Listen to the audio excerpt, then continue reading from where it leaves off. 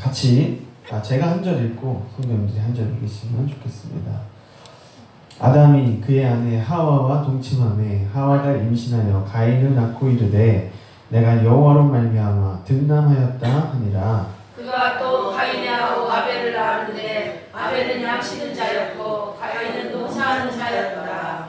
세월이 지난 후에 가인은 땅의 소산으로 제물을 삼아 여호와께 드렸고 아벨은 자기도 양의 첫 새끼와 그 기름으로 드렸더니 여호와께서 아벨과 그의 제물을 받으셨으나 가인과 그의 제물은 받지 아니하신지라. 가인이 몹시 분하여 안색이 변하니 여호와께서 가인에게 이르시되 내가 말하면 어찌 되며 안색이 변하면 어찌 되느냐. 너가 선을 행하면 어찌 낫을 들지 못하겠느냐. 선을 행하지 아니하면 죄가 문에 엎드려 있느니라. 죄가 너를 원하나 너는 죄를 다스릴지니라. 가인이 그의 아우 아벨에게 말하고 그들이 들에 있을 때에 가인이 그의 아우 아벨을 쳐 죽이니라. 여호와께서 가인에게 이르시되 내 아우 아벨이 어디 있느냐. 그가 이르되 내가 알지 못하나이다. 내가 내 아우를 지키는 자니이까. 이르시되 내가 무엇을 하였느냐. 내 아우의 핏소리가 땅에서부터 내게 호소하느니라. 땅이 그 입을 벌려 내 손에서부터 내 아우의 피를 받았은즉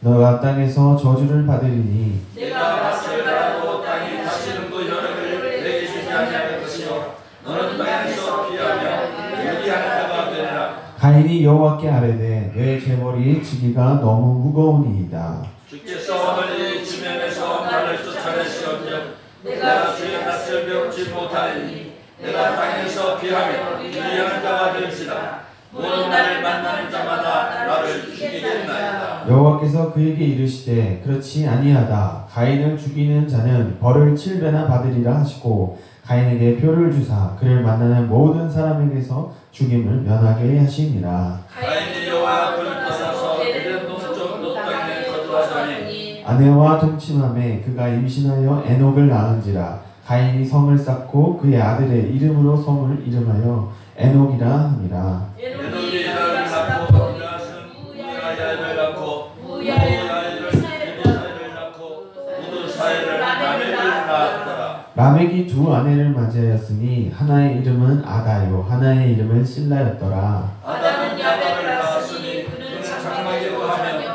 가축을 지는 자의 조상이 되었고 그의 아우의 이름은 유발이니 그는 수금과 퉁소를 잡는 모든 자의 조상이 되었으며 실라는 두발 가인을 낳았으니 그는 우리와 새로 여러 가지 기구를 만드는 자요 두발 가인의 누이는 나아마였다. 라멕이 아내들에게 이르되 아다와 실라여 내 목소리를 들으라. 라멕의 아내들이여 내 말을 들으라. 나의 상처로 말미암아 내가 사람을 죽였고 나의 상함으로 말미암아 소년을 죽였도다. 가인을 위하여는 벌이 7배일진데 라멕을 위하여는 벌이 70배일지로다 하였더라. 아담이 다시 자기 아내와 동침하매 그가 아들을 낳아 그의 이름을 셋이라 하였으니 이는 하나님이 내게 가인이 죽인 아벨 대신에 다른 씨를 주셨다 함이며 셋도 아들을 낳고 그의 이름을 에노시라 하였으며 그때 사람들이 비로소 여호와의 이름을 불렀더라. 아멘.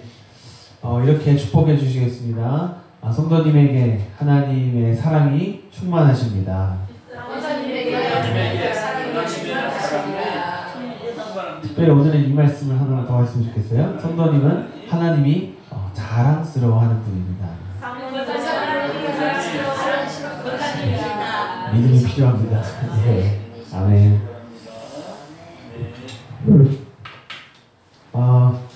우리 지난주 3장 말씀 보셨죠? 네, 오늘 우리 잘 아시는 가인과 아벨의 이야기입니다. 제목이 오늘 특별히 이제 오늘부터 제목을 좀 정하려고 합니다. 한번 같이 읽어볼까요? 시작. 폭력의 역사가 시작됩니다. 폭력의 역사가 시작됩니다. 자, 우리는 이제 죄라고 이야기할 때 굉장히 광범위하게 생각하죠. 특별히 이제 교회에서 죄책감을 느낄 때 우리 마음속에 떠오르는 몇 가지들이 있어요. 그런데 성경에서 이제 말하는 인간이 타락하고 나서 지은 이제 실질적인 의미를 가진 첫 번째 죄가 폭력이다. 그래서 다른 의미에서 우리 인생 인류사는 폭력의 역사라고 말할 수 있을 것 같습니다. 이미 학교에서 많이 들으셨을 거예요. 네. 뉴스에서 지금도 보고 계시잖아요.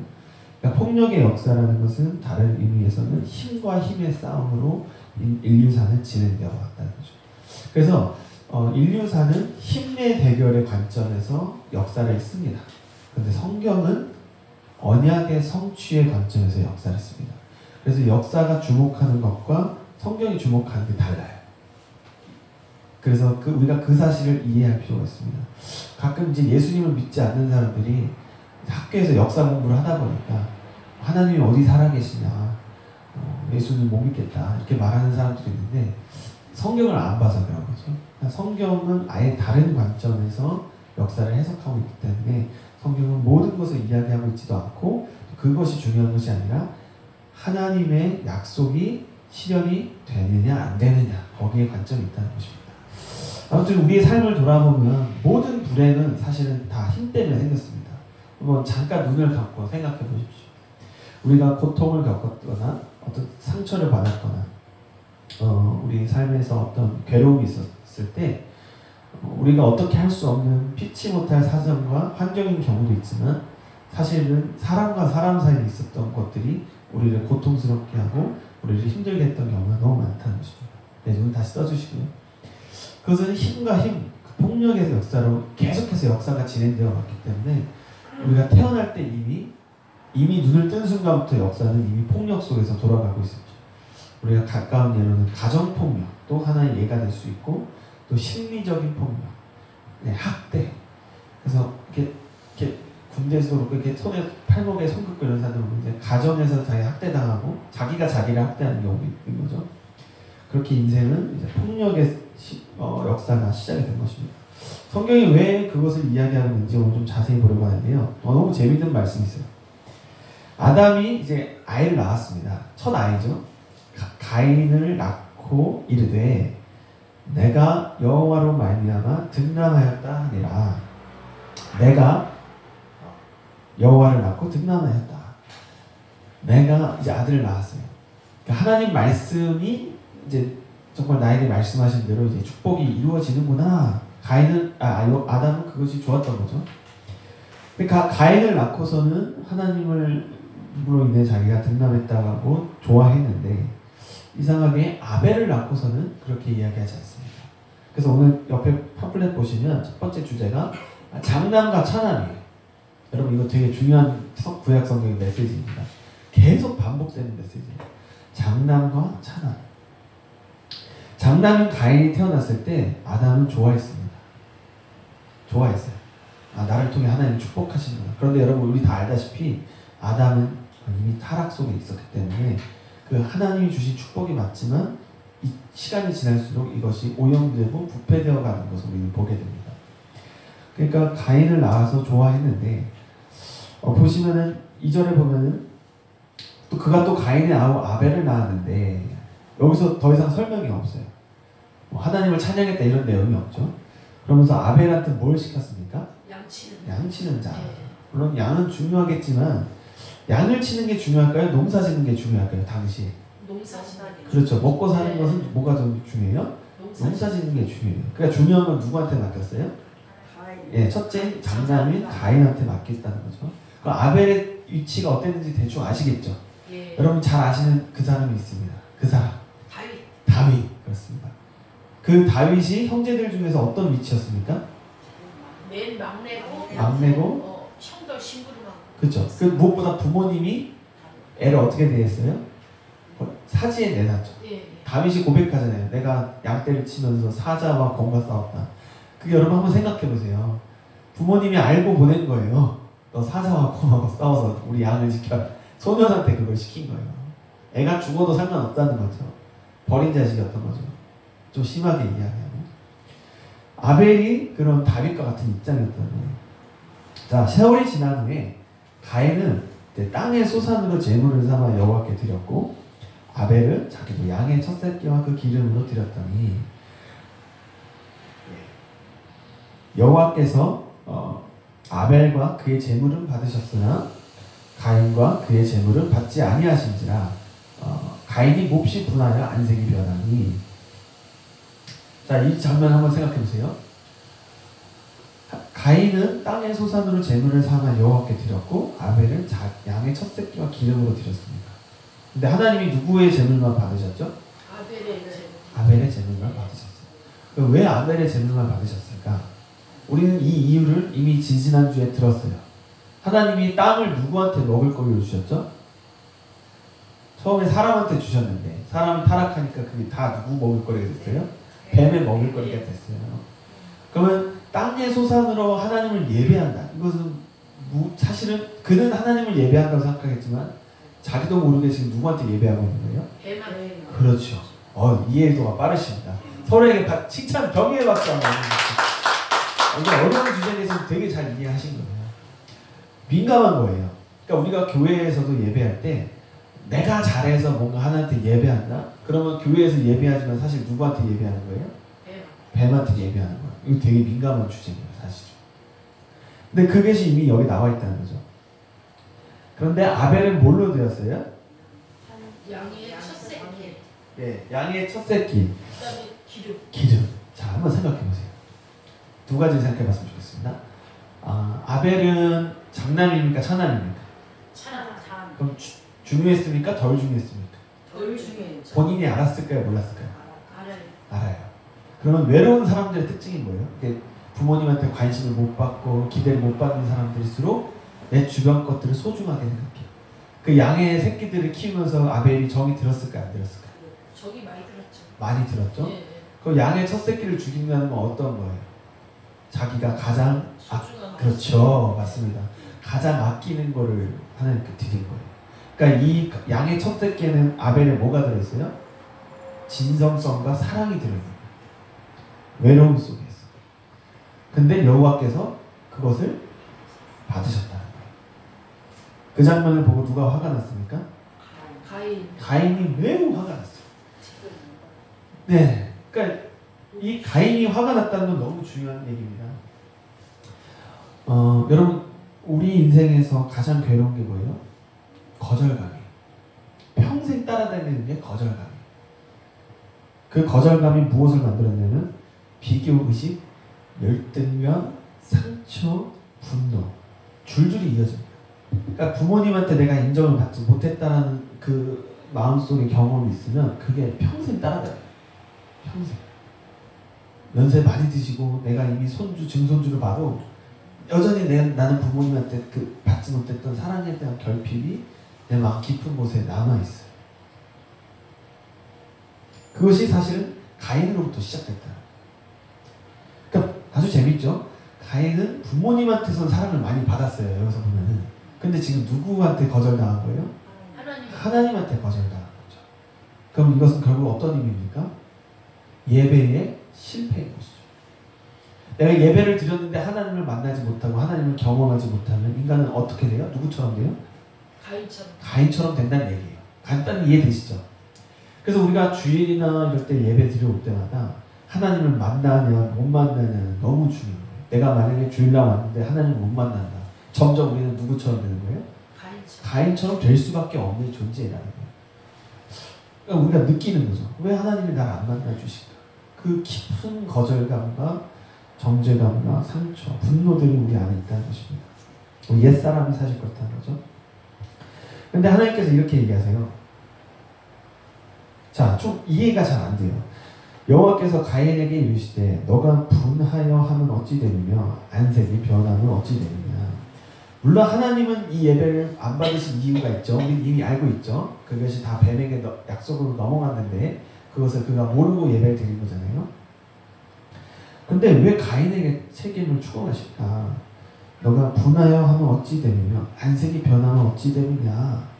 아니 솔직히 한번 생각해 보자고요. 가인이 뭘 알았습니까? 몰랐죠. 그죠? 근데 왜 하나님 왜 가인한테 뭐라고 하시는 거예요? 그죠? 잘 생각해 보세요. 여기 페이크가 있어요. 잘 생각해 보세요. 7절에 보세요. 한술 더 뜨십니다. 너가 선을 행하면 어찌 낯을 들지 못하겠느냐. 선을 행하지 아니하면 죄가 문에 엎드렸느니라. 죄가 너를 원하나 너는 죄를 다스릴지니라. 이 말씀에 대해서 여러분 오해하시면 안 돼요. 지금 여러분 보세요. 가인이 죄를 다스릴 수 있는 상황입니까? 아닙니까? 부모님한테 삐져 있고 화난 애들 어떻게 훈계가 됩니까? 안 됩니까? 안 돼요. 절대 못 돼요. 절대 안 돼요. 그 마음이 녹아져야 진심으로 바뀌는 거지. 애 마음이 안 바뀌었는데 부모가 찍어 누른다고 애가 절대 바뀌지 않습니다. 그런데 하나님이 왜 가인한테 이렇게 얘기하실까? 가인은 이렇게 할 능력이 없거든요. 이렇게 말씀하신 이유가 사실은 있어요. 그것은 뭐냐면, 여기서 말하는 선은 뭐냐면, 잠시만요. 신학교에서 가끔 이런 거 잘못 해석할 때 있어요. 가인이 이 땅에 예물을 드릴 때 나쁜 짓을 많이 해서 그래. 가인이 성경에 안 나와 있지만 나쁜 짓을 많이 했던 거야. 아벨은 착한 짓을 많이 했던 거야. 이렇게 잘못 삼천포로 빠지는 경우가 있어. 그 문제가 아니에요. 여러분 벌써 눈빛이 또롱또롱 하시는데 지금 이해를 너무 잘하고 계신 것 같아요. 그러니까 여기서 말하는 선은 뭘까요? 여기서 말하는 선은 하나님께 도움을 구하는 거예요. 다시 말하면 하나님한테 말하는 거예요. 이해되세요? 하나님, 지금 이 말을 누가 하고 계신 거예요? 하나님이 가인한테 하고 계시는 거예요? 도대체 선이라는 게 뭘까요? 가인이 스스로 선을 행할 수 있었습니까? 없어요. 그렇죠. 그 순간 하나님한테 정직하게 고백해야 되는 거예요. 하나님, 왜 내 예배를 안 받아주십니까? 물어보면 하나님 답을 해주실까요? 안 해주실까요? 그죠. 아담과 하와도 마찬가지였죠. 왜 선악과를 먹으면 안 됩니까? 선악과의 유혹이 왔을 때 하나님께 물어봤으면 하나님이 달려오셨을까요? 안 달려오셨을까요? 상식적으로 달려오시죠. 근데 물어봤습니까? 안 물어봤습니까? 안 물어봤어요. 안 물어봤어요. 하나님하고 얘기를 하지 않고 가인이 누구한테 말을 거냐면, 바로 보세요. 가인이 누구한테 말을 겁니까? 아벨에게 말합니다. 하나님한테 말하지 않고 누구한테 말해요? 아벨에게 말을 한다는 거예요. 기도하지 않고 누구한테 말해요? 주변의 사람들한테. 왜요? 하나님은 눈에 안 보이고 사람은 어떠니까? 눈에 보이니까.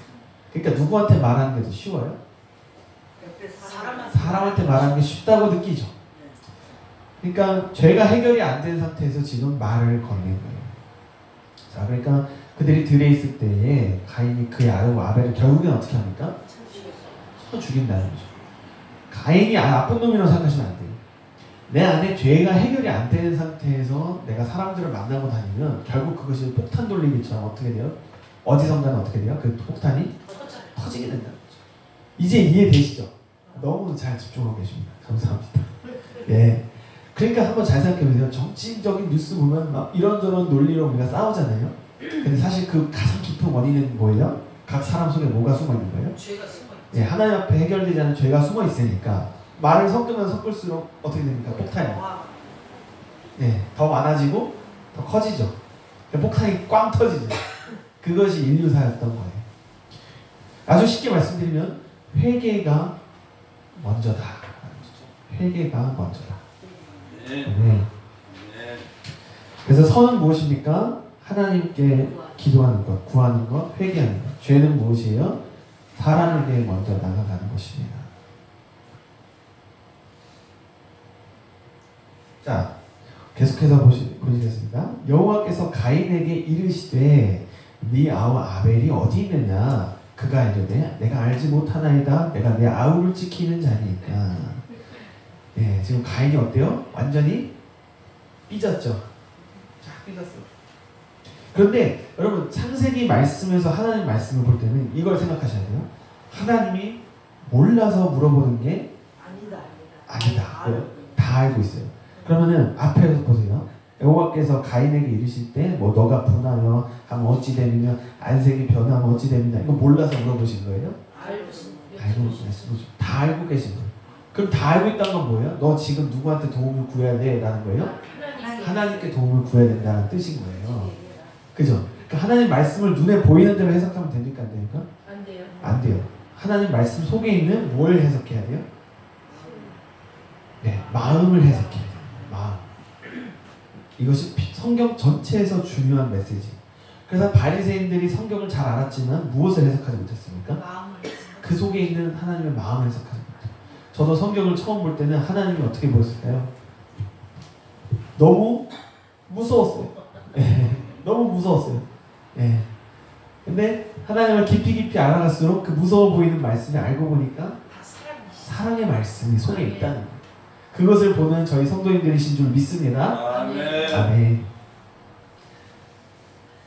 아벨이 어디 있느냐? 자, 아벨이 어디 있느냐? 예. 이건 하나님이 물어보시는 건데 하나님은 아벨이 어디 있는지 알고 계시니까 뭐라고 계십니까? 알고 계셔요. 알고 계신 상태에서 물어보는 거예요. 그럼 가인은 어떻게 대답합니까? 내가 그를 알지 못해. 내가 내 알지 어린 못해. 한번 생각해보세요. 선악과를 먹은 인간의 그 가장 근원적인 저주는 내가 다 알고 있다라는 거예요. 예. 무슨 얘기인지 아시죠? 우리 머릿속에는 이미 태어날 때부터 그게 입력이 돼 있어요. 내가 다 안다. 그러니까 이제 우리가 이제 뉴스도 보고 공부도 하고 이러면서 점점점 어때요? 뭐가 더 강해져요? 내가 다 안다라는 거죠. 그런데 진짜 아시는 분은 누구예요?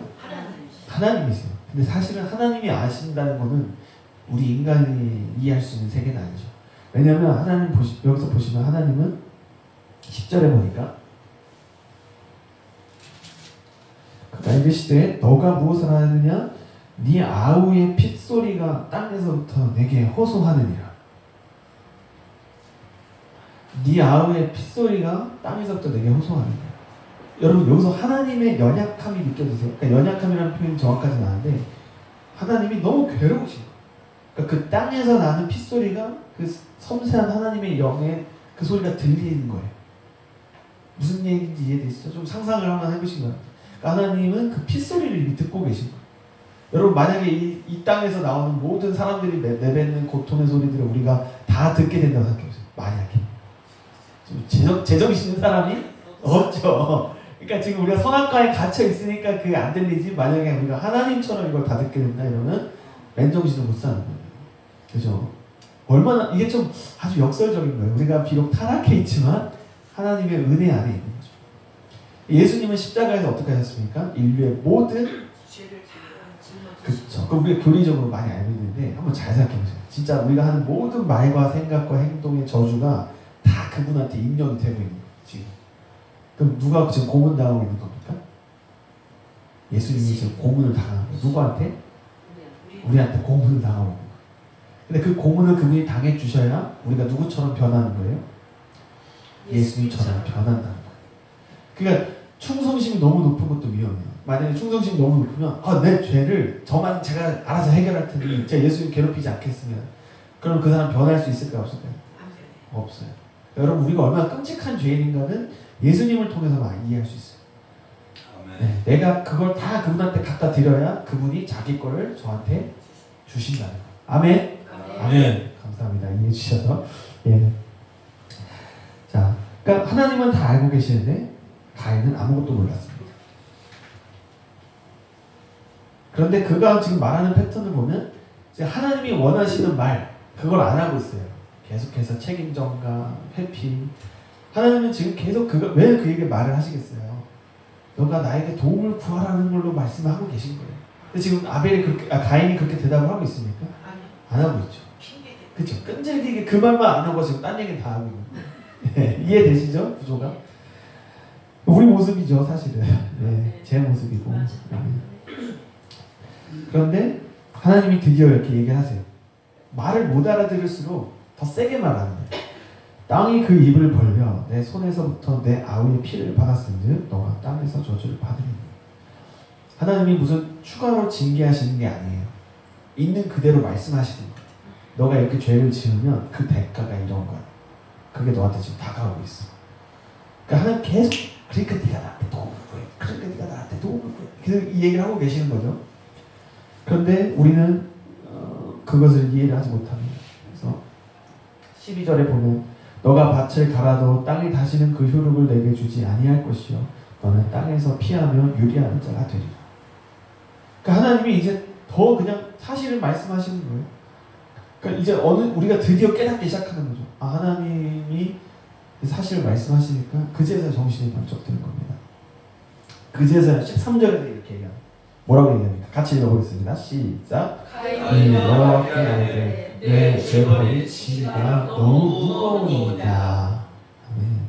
그러니까 이 말을 처음에 했으면 어땠을까요? 많이 좋아졌죠. 훨씬 좋아졌겠죠. 예. 하나님이 진작 나타나서 그래 내가 다 해줄게 하면서 그 문제들을 커버를 하셨을 텐데 너무 늦게 말한 거예요. 그런데 하나님이 얼마나 은혜가 풍성하시냐면 그 말을 그가 하자마자 이렇게 얘기하십니다. 그러니까 이제 14절 읽고 그 다음에 읽게요. 이제 가인이 아직 말이 안 끝났어요. 주께서 오늘 이 지면에서 나를 쫓아내시온즉 내가 주의 낯을 뵙지 못하는 이 말을 왜 지금 하냐는 거죠. 내가 땅에서 피하면 유리하는 자가 될지라 물은 나를 만나는 자마다 나를 죽이겠나이다. 여기 이제 주목하실 것은 무릇 나를 만나는 자마다 나를 죽이겠나이다. 이 말씀은 누구랑 비슷할까요? 구약 성경 아까 아벨에서 다윗을 이야기했다면 이 부분은 누구랑 비슷할까요? 사울이랑 비슷해요. 하나님 눈치도 보지만 사실 누구 눈치를 더 보는 거예요? 누구 눈치요? 사람의 눈치. 그렇죠. 사람의 눈치를 더 보는 거예요. 왜요? 하나님은 눈에 안 보이시. 여전히 누가 더 먼저 보여요? 사람. 그러니까 누구한테서 나를 지켜달라는 거예요? 사람들한테서 나를 지켜달라. 벌써 계산이 돌아가고 있는 거예요. 회개를 하면서도. 그러니까 이 가인이 누구랑 비슷합니까? 다시 말씀드리면 사울. 여러분 이 사울 알고 계시잖아요. 사울이랑 비슷하다는 거. 그러니까 구약에서 말하는 인류의 역사는 어때요? 돌고 돌다. 네. 그런데 하나님께서 은혜를 주세요.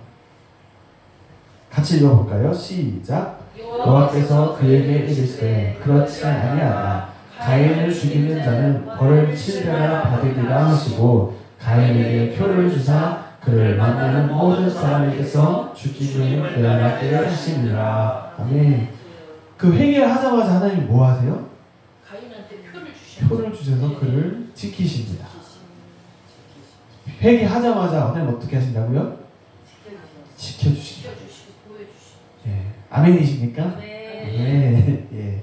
그런데 이 표에 사실은 우리와 관련된 하나님 힌트가 있어요. 한번 잘 생각해 보시기 바래요.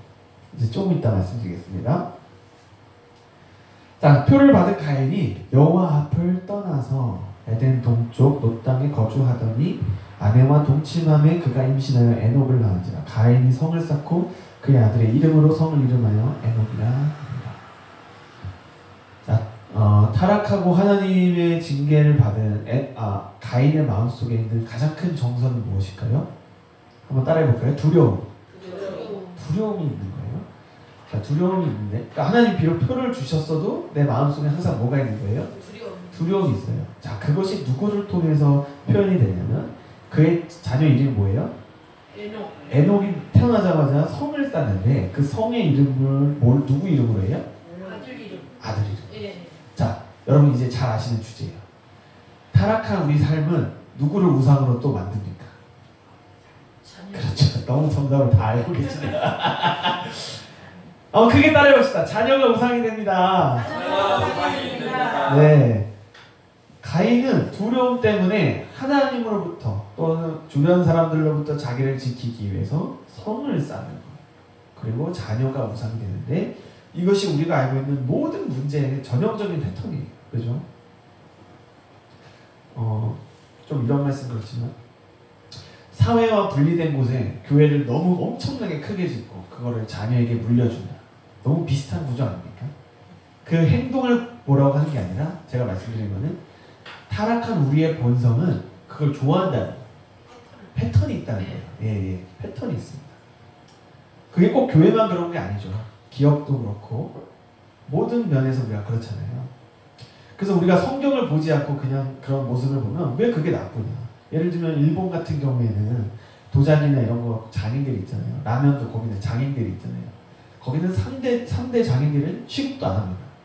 한 5대, 8대 정도 돼서 한 150년 이상은 돼야 그래 너가 라면 좀 끓일 줄 아는구나 이렇게 되는 거예요. 예, 계속 자녀들한테 물려주는 시스템이에요. 꼭 우리가 성경을 잘 모르고 그냥 그런 거 보면은 그게 뭐 나쁘다는 생각이 솔직히 나쁜 건 아니잖아요. 그게 자녀들한테 뭐 물려주고 이러는 게. 근데 하나님의 관점은 그런 관점에서 보는 게 아니라 완전히 다른 관점에서 보는 거예요. 그러니까 우리가 하나님을 두려워하고 그래서 세상을 두려워하기 때문에 나만의 안전지대를 만들겠다. 이것이 타락한 우리의 본성이다라는 것이죠. 그래서 나중에 이제 신약 성경에 보면 사도행전에서 보면 제자들이 이제 성령을 받고 너무 좋았는데 자기들끼리 이게 또 똘똘 뭉치니까 하나님 어떻게 하세요? 그거를 흩어버립니다. 네. 예. 왜냐면 계속 우리끼리 모였으면 어떻게 되니까요? 고인물처럼 썩어버리니까. 하나님은 또 보내십니다. 그죠? 그 역사의 패턴이 반복이 되죠. 오늘 지혜와 계시 여기 충만하실 줄 믿습니다. 아멘. 오늘 정말 눈빛들이 다들 너무 초롱초롱하십니다. 제가 청소년 할 때보다 더 눈빛들이 초롱초롱하셔서 감사합니다 하나님. 네. 자녀가 이렇게 우상이 되었는데요. 자, 잠깐 여기서 스탑하고 우리가 한번 예배로 돌아가 보겠습니다. 가인의 예배가 누구한테 드려졌죠? 뱀한테. 네, 그는 하나님께 드렸다고 생각했지만 뱀한테 드려졌어요. 우리가 알고 있습니다. 뱀과 그 뱀의 후손들은 어떤 저주를 받아요? 땅을 기어다니는. 그렇죠. 땅을 기어다니면서 흙을 먹는 저주. 그리고 그 다음에 은혜의 새 언약이 그들에게는 오지 않았어요. 그렇죠? 그러니까 이제부터 가인과 가인의 후손은 그냥 뱀의 후손이다. 그 라인으로 보면 될 것 같습니다. 그런데 그 뱀의 후손들이 어떻게 생각하냐면 이제 막 자식들을 낳아요. 낳는데 이제 이렇게 두 아내를 맞이합니다. 그리고 결혼을 하고 자 이제부터 이제 자녀들을 좀 볼게요. 자녀들을 낳는데 20절에 보면 아담은 야발을 낳았으니 그는 장막에 거주하며 가축을 치는 자의 조상이 되었고 이게 우리랑 무슨 상관이냐? 아니죠. 중요하죠. 가축을 친다. 농경사회잖아요. 먹고 사는 거를 꽉 쥐는 사람. 또 장막에 거주한다. 그러니까 지도자 자리에 있는 거예요.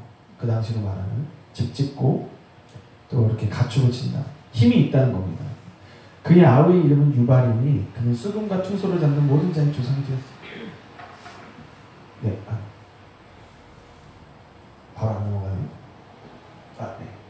수금과 투소 딱 어떤 게 생각나세요? 음악. 한마디로 말하면 문화. 예. 그러니까 방금 앞에 거는 사실은 경제. 이거는 문화. 그리고 세 번째 노래가 뭘로 만들었던 걸 말해요? 구리와 쇠로 여러 가지 기구. 이거 다 나중에 뭐가 됩니까? 무기가 되는 거예요. 전쟁. 그러면 군사. 먹고 사는 데 있어서 제일 중요한 거를 이 가인의 후손들이 꽉 잡게 됐다는 거예요. 탁월하다는 겁니다. 그러니까 뱀의 후손들의 특징은 뭐냐면 염소의 특징은 뭐냐면 탁월함이에요.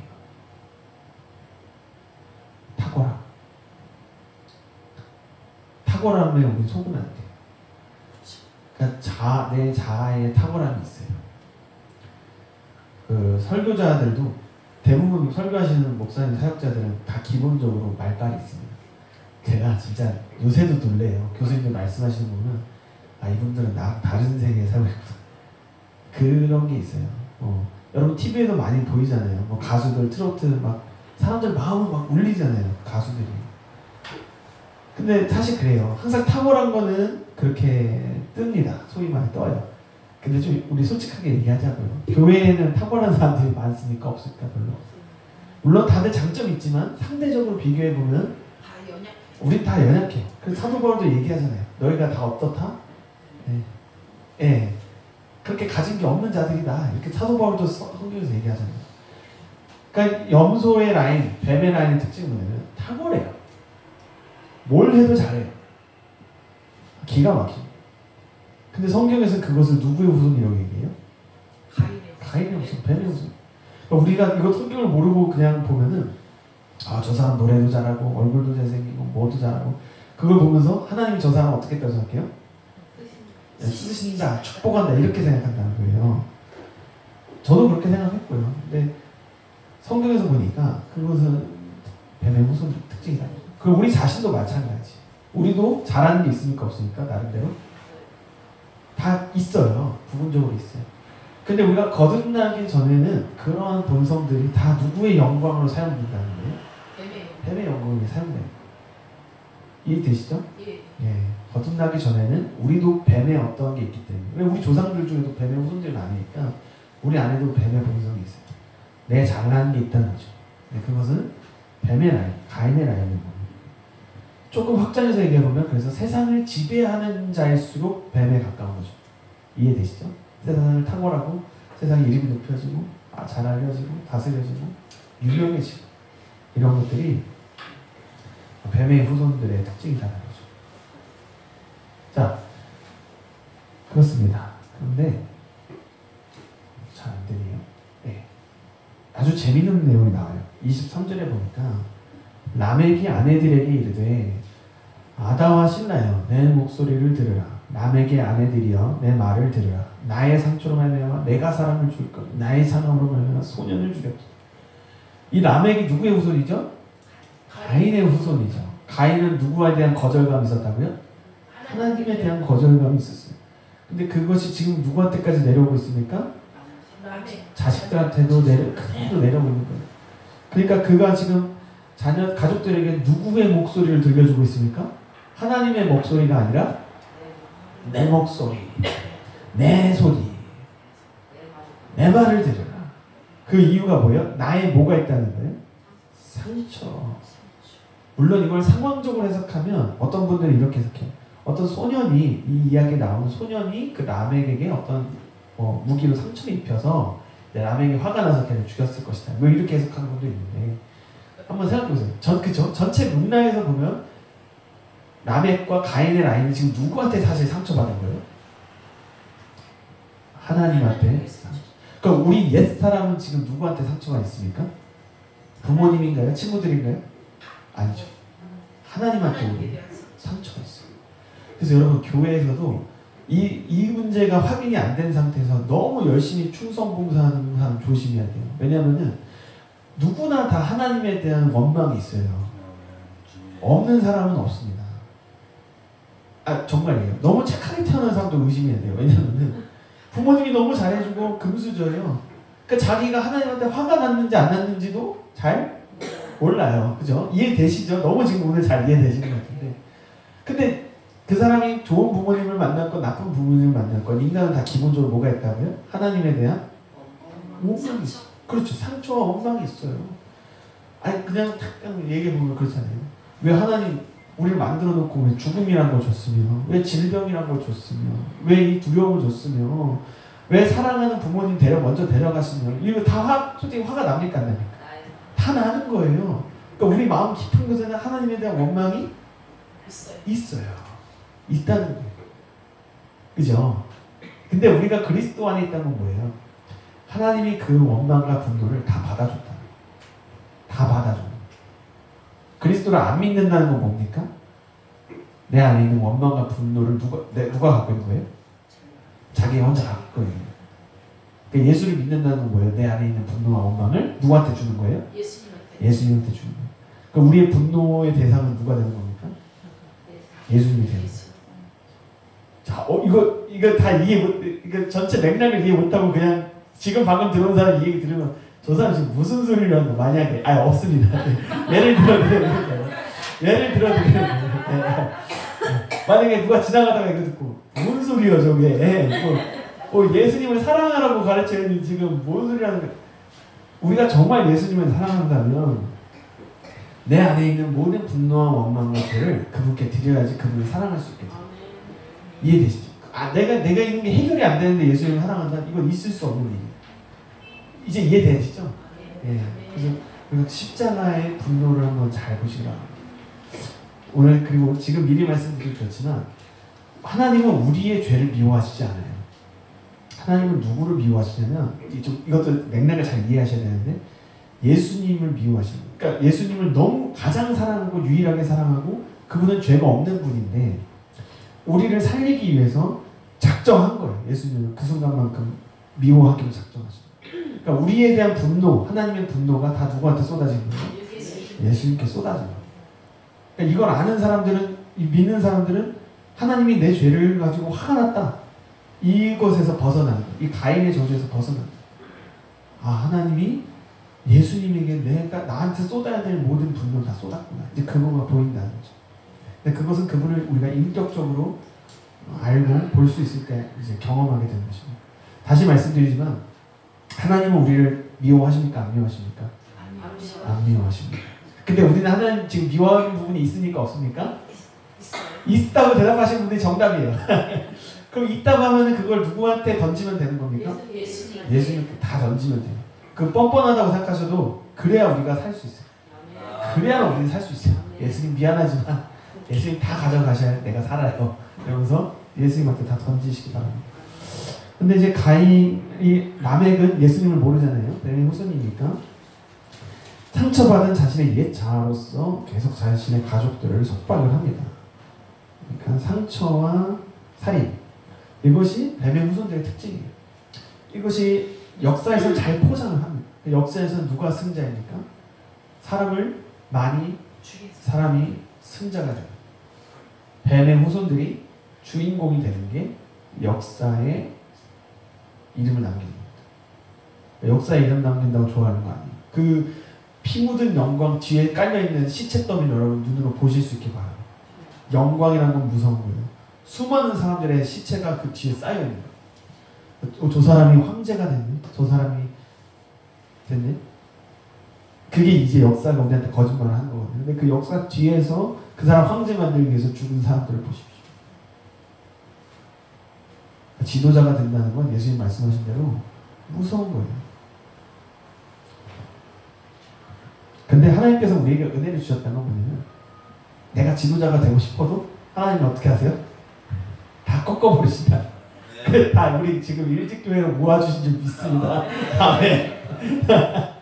예. 자, 이제 재밌는 거는 라멕이 자기 할아버지, 증조할아버지한테 하나님이 주신 말을 자기 방식대로 이제 쓰기 시작합니다. 가인을 위하여는 벌이 7배일진데 나 라멕을 위하여는 벌이 몇 배래요? 70배입니다. 그러니까 이 말 그동안 왜 했는지 잘 이해 안 되셨죠? 그냥 간단한 거예요. 나를 변호하기 위해서 하나님 말씀을 쓰는 거예요.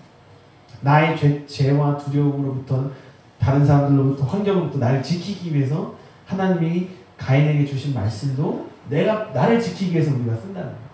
내 자아를 지키기 위해서.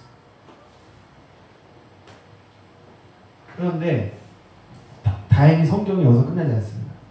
아담이 다시 자기 아내와 동침하매 그가 아들을 낳아 그 이름을 셋이라 했으니 이는 하나님이 내게 가인이 죽인 아벨 대신에 다른 씨를 주셨다 하며. 한번 따라해 보실까요? 다른 씨. 자, 처음에는 아담은 자기가 처음 난 아들이 하나님이 주셨다고 생각했어요. 근데 그 아들이 어떻게 됐습니까? 살인을 하고 떠나갔죠.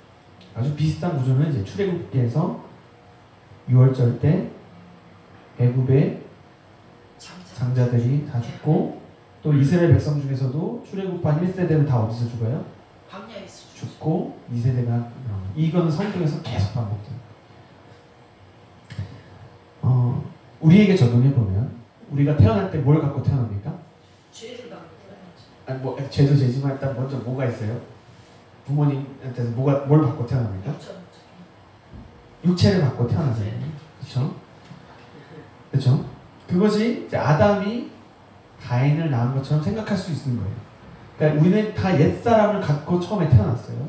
근데 하나님의 역사는 무엇입니까? 그 옛사람을 벗어버리고 하나님의 약속의 말씀으로 거듭난 새 사람을 우리한테 주신다. 다시 한번 따라해 보겠습니다. 옛사람은 죽고 새 사람으로 다시 삽니다. 겉사람으로 사는 게 아니라 속사람으로 삽니다. 아멘. 그 내용인 거예요. 그러니까 신약하고 구약이 지금 다 연결되어 있는 거죠. 하나님이 내게 가인이 죽인 아벨 대신에 다른 씨를 주셨다는 특징이 뭐냐면 첫 번째 아들은 아담이 스스로 낳은 아들이에요. 그런데 둘째 아들은 누가 주신 아들이에요? 그렇죠. 비록 몸은 아담의 몸을 타고 났지만 하나님이 주셨다. 하나님이 주셨다. 인간의 공로와 인간의 능력으로 태어난 아들이 아니라 은혜로 태어난 아들. 우리 안에 있는 속사람이 그렇다는 거예요. 우리가 착한 일을 많이 해서 우리 속사람이 생긴 게 아니라 하나님이 예수 그리스도를 통해 구원하셨고 그것을 믿는 사람 안에 속사람이 있다는 거죠. 아까 그 우리의 분노들을 다 십자가에 쏟아야 된다고 했잖아요. 거기서 끝나지 않습니다. 정말 우리가 십자가의 분노를 쏟아놓으면 예수 그리스도 안에 있는 영생이 우리 안에 들어와요. 아멘. 여기까지 가야 돼.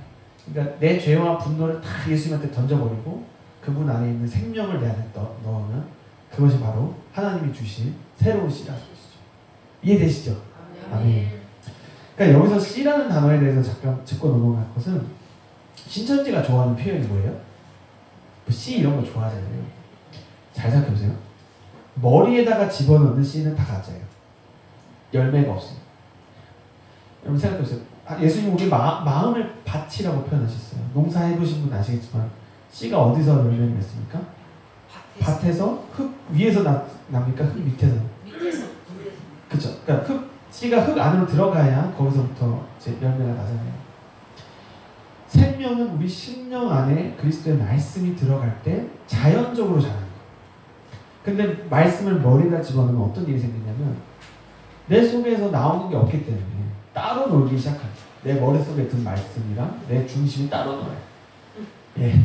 그러니까 사실 이 설교자의 자리도 사실 무서운 자리예요. 그러니까 그런 만약에 제가 성도님들의 머릿속에만 넣는 것이 목적이 되면 이것은 이 생명이 없기 때문에 삶에 아무 하나님의 역사가 안 일어나요.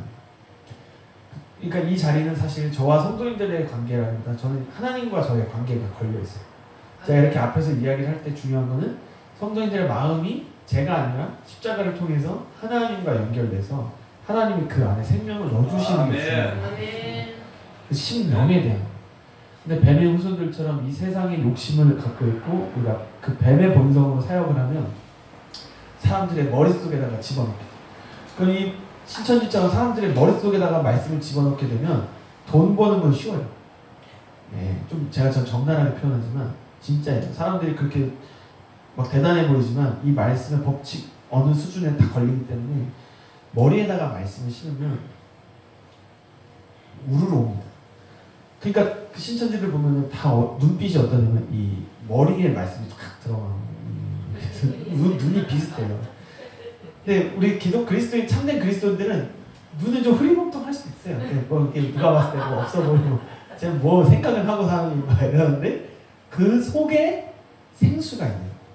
뱃속 깊은 곳에서 그리스도의 생명이 나옵니다.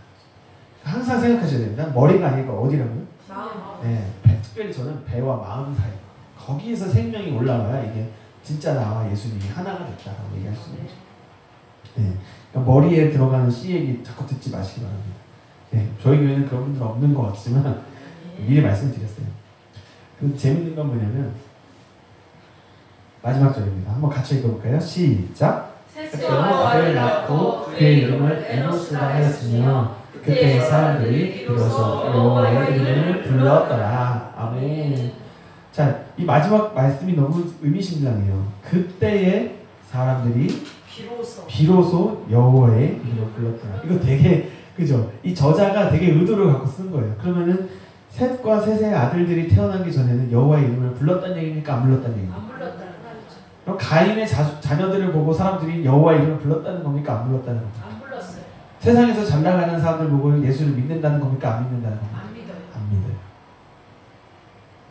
그럼 사람들이 언제 예수를 믿게 되고 언제 하나님을 보게 됩니까? 셋의 후손. 우리는 뭐예요? 셋의 후손이라는 건 뭐죠? 그렇다면 뭐예요? 예수 그리스도 안에서 다시 거듭난 속사람으로 살아갈 때 다른 사람들이 우리를 통해서 누굴 보게 되는 거예요? 하나님. 예수 그리스도를 믿게 되는 거예요.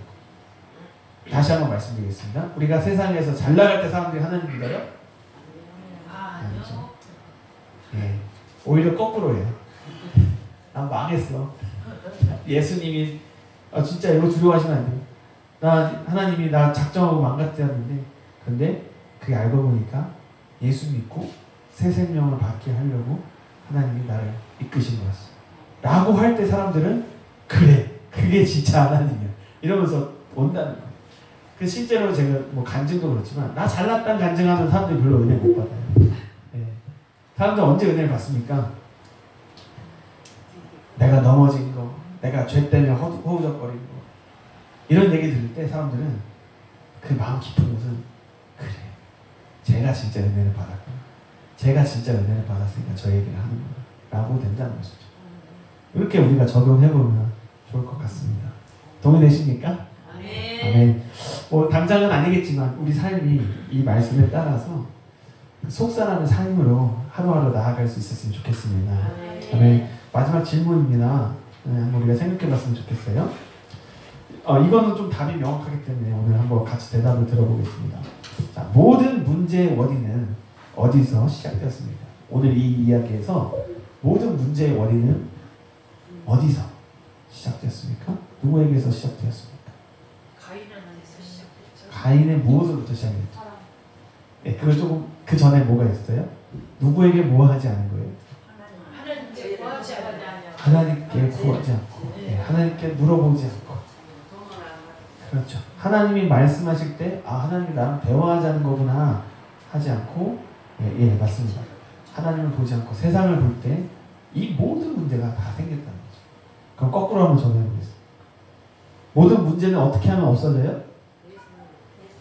예수님을 보고 누구와 대화할 때? 하나님과 대화할 때 모든 문제는 없어진 줄 믿습니다. 그리스도께서 우리에게 그 축복을 이미 주신 줄 믿습니다. 아멘. 간단히 기도하고 내려가겠습니다.